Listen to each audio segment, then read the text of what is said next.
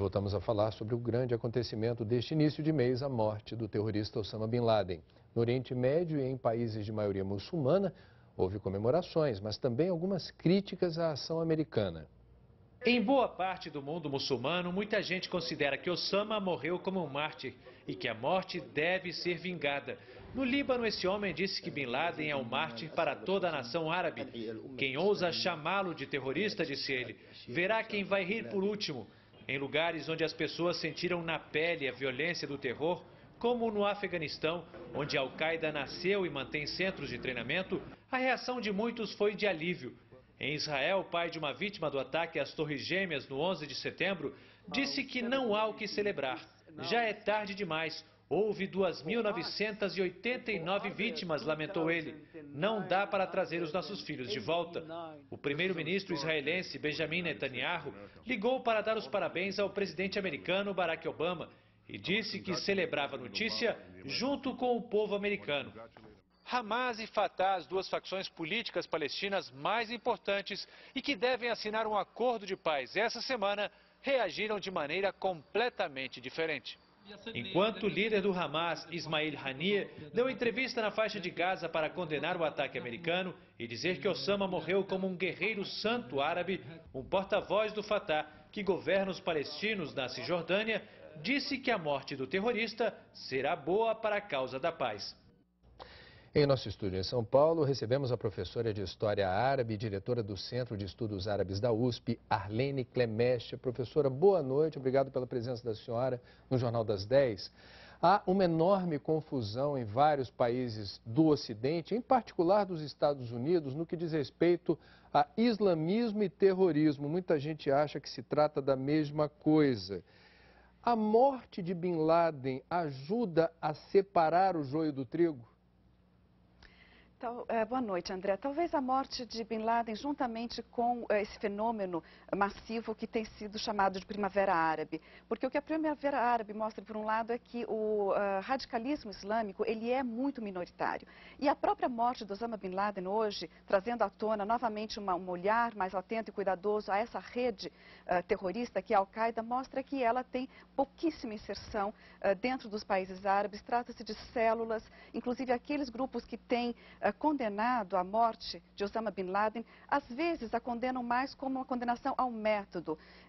Em geral, os árabes ao redor desses países não têm motivo para lamentar exatamente a morte dele. Não se trata de um contexto de glorificação árabe ao terrorismo. Então, de fato, voltando aí à sua pergunta inicial, é necessário separar muito bem o que é terrorismo do que é islamismo. Não são a mesma coisa e o terrorismo ele tem parcelas minoritárias de apoio dentro dos povos islâmicos. Agora, professora, boa noite. Nos países árabes mesmo, a gente já viu que Hamas e Fatah divergem bastante em relação a como se portar diante da morte de Osama Bin Laden. Mas isso é espalhado nos países árabes, né? Ele nunca foi unanimidade, né? Não, nunca foi unanimidade, de fato. Teme-se hoje que esse anúncio do Hamas possa prejudicar a unificação nacional que é tão necessária para a solução do conflito israelo-palestino, ou seja, as lideranças palestinas elas têm hoje uma estratégia diplomática que necessita dessa unificação das suas lideranças entre Gaza e a Cisjordânia, ou seja, a unificação entre o Hamas e o Fatah. A declaração do Hamas não significa necessariamente um apoio aos métodos terroristas. Mas a gente vai ter que olhar com atenção, com cuidado, a reação dessas duas lideranças, desses dois grupos, para ver como que eles vão contornar essa disparidade de discursos nesse momento em favor de uma atuação pragmática, que é o que tem prevalecido nos últimos meses e que está possibilitando essa unificação. Agora, a notícia de que o corpo de Osama Bin Laden teria sido jogado ao mar causou estranheza a todos. E há uma desculpa de que seria para evitar a peregrinação. Parece que a desculpa também não cola.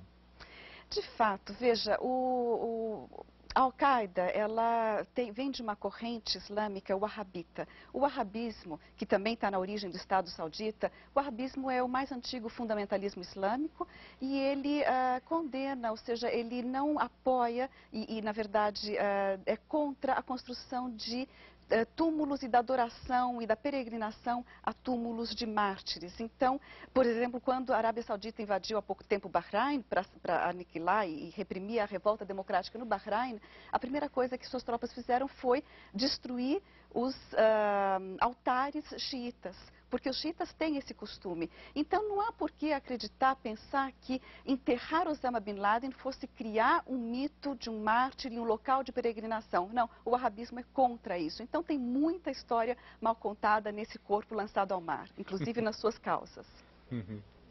Professora, boa noite.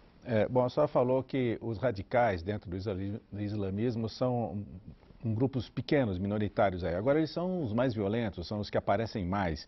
Só que daqui a reação que virá depois da morte do Bin Laden vai ser uma reação imediata e violenta ou eles vão dar algum tempo a planejar alguma coisa mais forte e mais pontual?